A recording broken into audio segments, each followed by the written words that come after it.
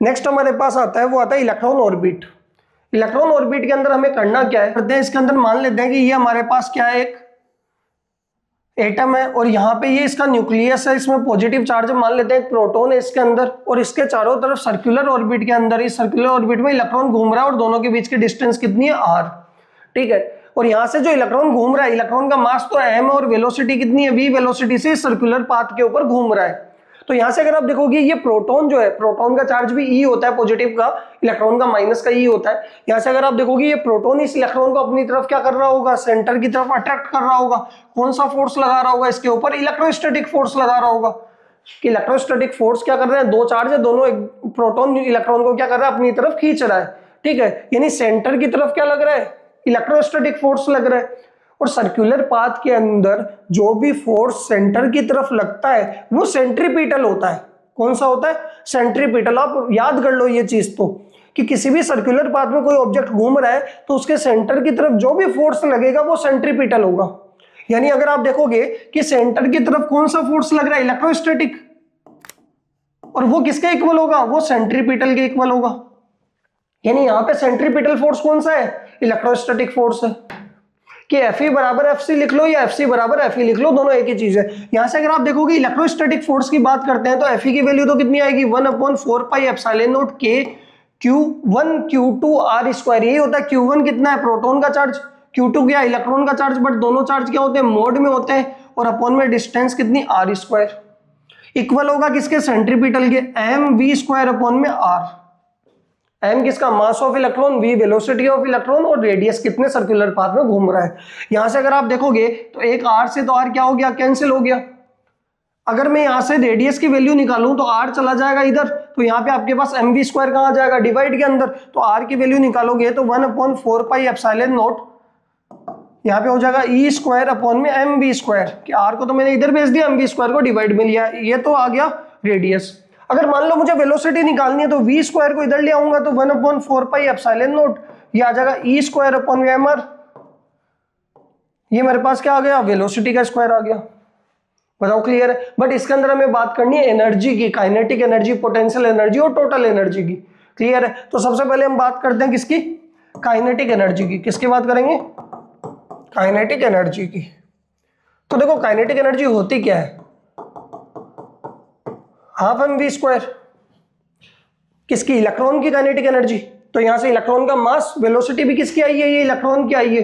ठीक है, कि भाई हम इलेक्ट्रॉन ऑर्बिट की बात कर रहे हैं, इलेक्ट्रॉन किस ऑर्बिट में घूम रहा है, उसकी हमने रेडियस निकाल ली कि इलेक्ट्रॉन के ऊपर इलेक्ट्रोस्टैटिक फोर्स लगा और वही इलेक्ट्रॉन के सेंट्रीपिटल के बराबर होगा। तो यहां से हमने इलेक्ट्रॉन की रेडियस निकाल ली, वेलोसिटी का स्क्वायर निकाल लिया। काइनेटिक एनर्जी की अगर हम बात करेंगे तो हमें वेलोसिटी का स्क्वायर पता है, तो काइनेटिक एनर्जी सीधी आ जाएगी हाफ m, और मल्टीप्लाई में देखो v स्क्वायर कितना, ये रहा पूरा का पूरा। यहाँ पे पुट करते हैं, क्या लिखेंगे, 1/4πε0 e स्क्वायर अपॉन में mr। देखो m से तो m कैंसिल हो गया। यहाँ पे देखो ऊपर तो आ रहा है काइनेटिक एनर्जी की वैल्यू आएगी, ऊपर तो आ रहा है e स्क्वायर और डिवाइड में 2 × 4 8πε0 × r। ये क्या आने वाली है, इलेक्ट्रॉन ऑर्बिट के काइनेटिक एनर्जी आने वाली। बताओ क्लियर है। नेक्स्ट किसकी बात करते हैं, पोटेंशियल एनर्जी की। पोटेंशियल एनर्जी क्या होती है, पोटेंशियल इनटू चार्ज। तो यहां पे देखो किसकी बात करेंगे, पोटेंशियल एनर्जी की। तो यहां से पोटेंशियल एनर्जी पी क्या होने वाला है, ये होगा पोटेंशियल इनटू चार्ज। तो देखो पोटेंशियल तो कौन लगा रहा है, प्रोटॉन लगा रहा है। न्यूक्लियस के अंदर जो पॉजिटिव चार्ज है प्रोटॉन है, वो r डिस्टेंस दूर पोटेंशियल लगा रहा है किसके ऊपर, इलेक्ट्रॉन पे। तो पोटेंशियल तो होता है k/r, मल्टीप्लाई में चार्ज कौन सा, इलेक्ट्रॉन। तो यहाँ पे देखोगे कि आपके पास k का मतलब 1/4πε0, प्रोटॉन लगा रहा है e और कितने डिस्टेंस दूर, r डिस्टेंस दूर, k/r, ये तो पोटेंशियल। और मल्टीप्लाई के अंदर चार्ज कौन सा होगा, माइनस का e। यहाँ पे चार्ज हम क्या लेने वाले हैं, विथ साइन लेने वाले हैं, क्योंकि एनर्जी कैसी क्वांटिटी है, स्केलर क्वांटिटी है। पोटेंशियल में भी हम विथ साइन लेते हैं, बट पॉजिटिव है प्रोटॉन e और इलेक्ट्रॉन का क्या होगा, माइनस होगा। बताओ क्लियर है। तो यहां से पोटेंशियल एनर्जी हमारे पास क्या आ जाएगी, माइनस का e स्क्वायर अपॉन में 4πε0 r। ये पोटेंशियल एनर्जी आ गई। क्लियर है। तो हमें कौन सी एनर्जी निकालनी है, टोटल एनर्जी। तो क्या करेंगे,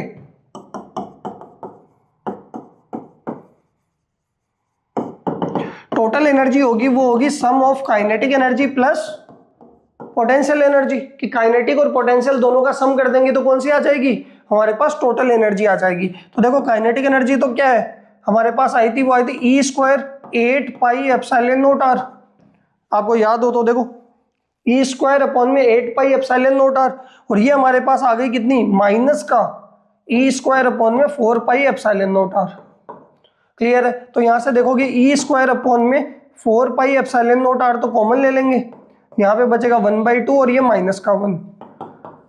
इसको सोल्व करेंगे तो क्या आने वाला है, माइनस का 1/2 और माइनस 1/2 इससे मल्टीप्लाई होकर हमारे पास आ जाएगा माइनस का ई स्क्वायर अपॉन में 8 पाई एप्सिलॉन नॉट आर। ये कौन सी एनर्जी आ गई, टोटल एनर्जी। बताओ क्लियर है। तीनों के फॉर्मूले लिख लेते हैं यहाँ पे। यहां से अगर आप देखोगे इधर, और यहीं से एक चीज बनाने वाले हैं, मैं यहाँ पे समरी लिख के लिख रहा हूँ। सबसे पहले हमारे पास काइनेटिक एनर्जी का फॉर्मूला आया, वो आया ई स्क्वायर अपॉन में 8 पाई एप्सिलॉन नॉट आर। फिर हमारे पास पोटेंशियल एनर्जी का फॉर्मूला आया, वो आया ई स्क्वायर, माइनस में आया था e square 4 pi epsilon naught r. और टोटल एनर्जी का फॉर्मूला हमारे पास आया माइनस का ई स्क्वायर अपॉन में 8 पाई एप्सिलॉन नॉट आर। ये तीन फॉर्मूले हमारे पास आए हैं। काइनेटिक एनर्जी, पोटेंशियल एनर्जी दोनों को ऐड किया तो हमारे पास क्या आ गई, टोटल एनर्जी। अगर आप तीनों में रिलेशन देखोगे इलेक्ट्रॉन ऑर्बिट के लिए, तो तीनों में रिलेशन देखोगे तो टोटल और काइनेटिक तो वैल्यू तो एग्जैक्ट बराबर है, बस यहाँ पे माइनस आ रहा है और वहां पे क्या आ रहा है, प्लस आ रहा है। तो मैं यहाँ पे लिख सकता हूं क्या, कि जो आपके पास टोटल एनर्जी है, इस टोटल एनर्जी को काइनेटिक को माइनस से मल्टीप्लाई कर दूं तो टोटल के बराबर पहुंच जाऊंगा। कि अगर इस काइनेटिक को माइनस से मल्टीप्लाई कर दें तो टोटल के बराबर हो जाएगी, माइनस में आ जाएगी, यानी दोनों बराबर हो जाएगी। यहां से अगर आप देखोगे पोटेंशियल और टोटल में रिलेशन निकालते हैं, तो अगर मैं टोटल को डबल कर दूं, 2 से मल्टीप्लाई कर दूं तो 2 से 8 कैंसिल हो जाएगा, तो पोटेंशियल के बराबर हो जाएंगे। यानी यहाँ पे लिख सकते हैं कि पोटेंशियल बराबर 2 टाइम्स ऑफ टोटल। है तो दोनों नेगेटिव में, बट इसको सिर्फ 2 से मल्टीप्लाई कर दो तो 2 से 8 कैंसिल हो जाएगा, 4 आ जाएगा, यानी पोटेंशियल के बराबर आ जाएंगे।